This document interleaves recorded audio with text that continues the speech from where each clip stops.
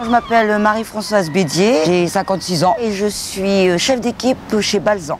Alors en mars, on a reçu un message de notre responsable d'équipe en disant s'il y avait des volontaires pour fabriquer des masques. Donc on a commencé par un petit groupe, on a fait la mise en place, on a fait un prototype, après on a créé une chaîne.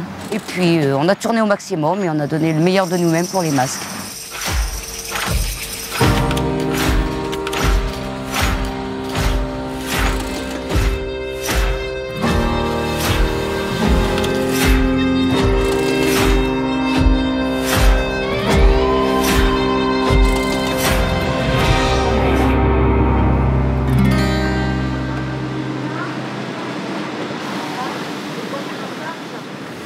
À nous. C'est le premier que je fais. D'accord.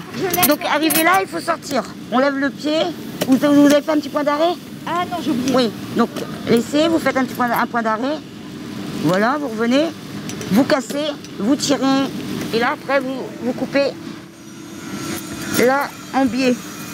Là, vous venez couper en biais comme ça. Ok. Et pas oublier, c'est le petit point d'arrêt. Parce que nous, après, on coupe comme ça. D'accord. Vous voyez? Donc s'il n'y a pas de point d'arrêt ici, ça va s'échapper. Okay. Donc surtout bien vérifier point d'arrêt au moins sur 3-4 points. Ok. D'accord?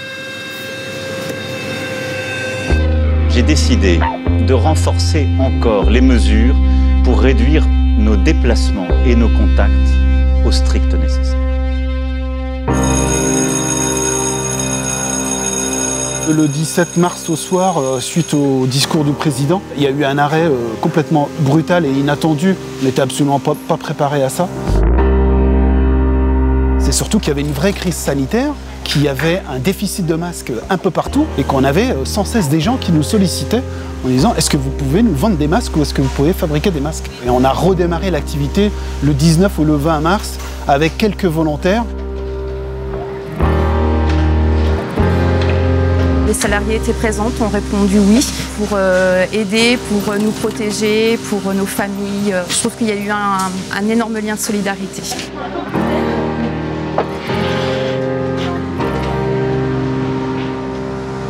L'urgence était telle qu'il fallait vraiment être au taquet très rapidement. Et moi, j'ai vraiment cette impression-là d'être un peu comme les femmes au moment de la guerre où il fallait être sur le terrain, quoi. Il fallait y aller.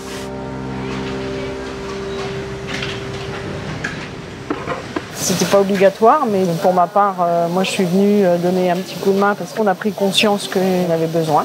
J'ai l'impression de faire une bonne action. Petite, mais une action.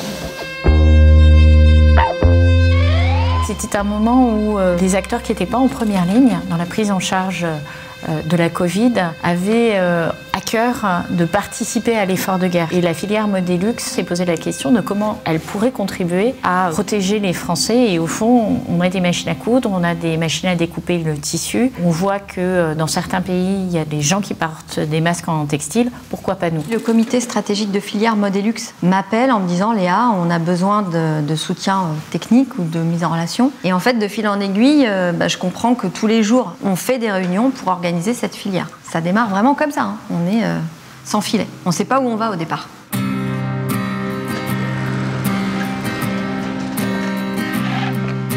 On est débordé parce que finalement ça prend une ampleur extrêmement importante. Et il y a Guillaume Gibaud qui nous rejoint en disant moi j'ai du temps, mes magasins sont fermés, je suis dispo. Je prends conscience assez vite que si on arrive à structurer des outils qui permettent à ces ateliers de se parler entre eux directement et surtout d'apporter des réponses en lien avec Bercy et le CSF qui commençait à travailler à ce moment-là, il y a sûrement matière à bien s'organiser puisqu'on pressent vite que ça va être un sujet énorme pendant de nombreuses semaines.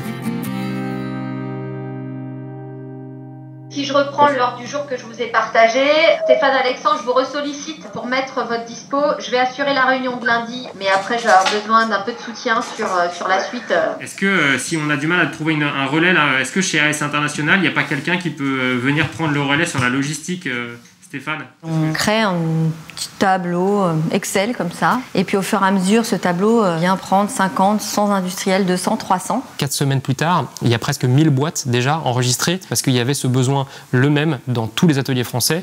Quelle matière, quel élastique, comment tester la matière, comment le fabriquer. Et on devient vraiment un lieu d'échange entre industriels. Et très vite, cette plateforme est montée en puissance jusqu'à représenter, au courant du mois d'avril, l'équivalent de la fabrication de plusieurs millions de masques par jour. Et c'est là où nous avons adopté l'appellation Savoir-faire ensemble.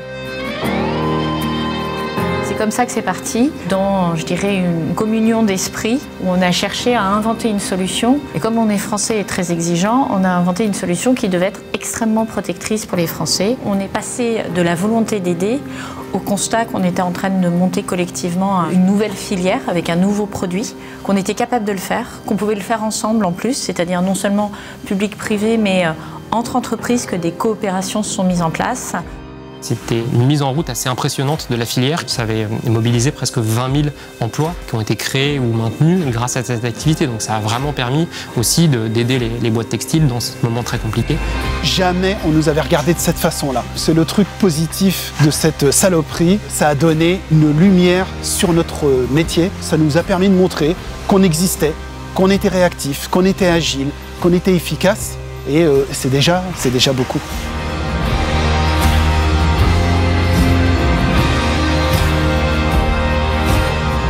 Savoir-faire ensemble.